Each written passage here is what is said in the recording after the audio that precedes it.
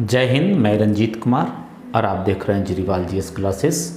आज का वीडियो हम लोग को पढ़ेंगे इसमें conservation of resources. Conservation of resources पढ़ने के पहले मैं आपसे दो तीन प्रश्न जो बोर्ड मॉडल क्वेश्चन है मैं उसका जिक्र करना चाहता हूँ।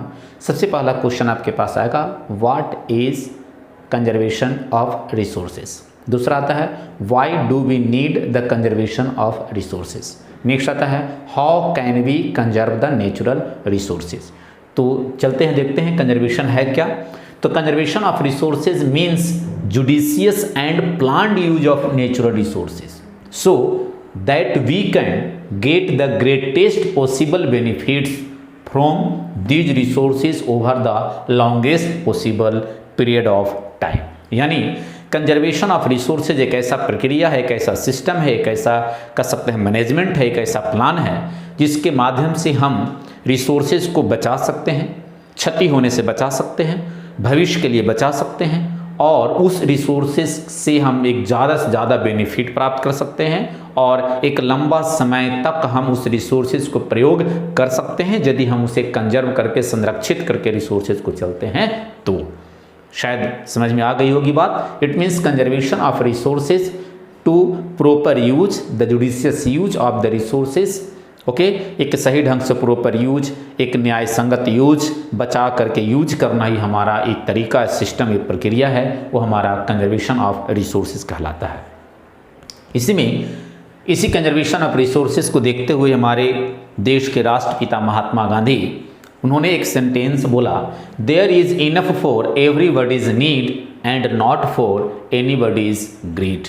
और कभी कभी ऑब्जेक्टिव में भी क्वेश्चन आता है कि यह सेंटेंस किसके द्वारा बोला गया है, तो आप जरूर इसको बताएंगे कि there is enough for everybody's need and not for anybody's greed. यह महात्मा गांधी के द्वारा बोला गया सेंटेंस है। और कभी कभी करेक्शन में क्या सेंटेंस गलत है या सही है, इसके लिए यहाँ पर आपके पास एवरीबॉडीज़ की जगह पर एनीबॉडी दे देगा और एनीबॉडीज़ की जगह पर एवरीबॉडी दे देगा। तो आप तमाम चीज़ों को आप इसे देखिएगा, समझिएगा, मीनिंग आपको अर्थ नहीं सही ढंग से निकल रहा है या नहीं निकल रहा है। तो या कभी कभी आपके पास ये 5 नंबर में क्वेश्चन दे देता है कि there is enough for everybody's need and not for anybody's greed, support this statement. Are you agree that Mahatma Gandhi said one quotation that is there is enough for everybody's need and not for anybody's greed। इसको explain करना है, इसके बारे में विश्लेषण करना है। तो हम लोग इसमें देखेंगे, according to Mahatma Gandhi, he said that it were the greedy and selfish individuals who were responsible for the depletion of the resources। जो व्यक्ति लालची होता है और वो लालचीपन के कारण ही हमारे देश में इन्वायरमेंट यानी वातावरण का एक कह सकते हैं कि उसका क्षति होता है, उसकी बर्बादी होती है। यानी जब लोग लालचपन के लिए जब अपना कार्य करते हैं तो, और उनका मुख्य उद्देश्य यह था कि he was in favour of producing for the masses then mass production. यानी कहने का अर्थ यह है कि यदि किसी को जो एक ज़रूरत है तो उसके लिए बहुत सारा हमारे पास संसाधन है, लेकिन यदि कोई व्यक्ति लालच से उसका यूज करता है तो वो हमारे पास ज़्यादा दिन तक टिकने वाला नहीं है। इसका मतलब हम उसका यूज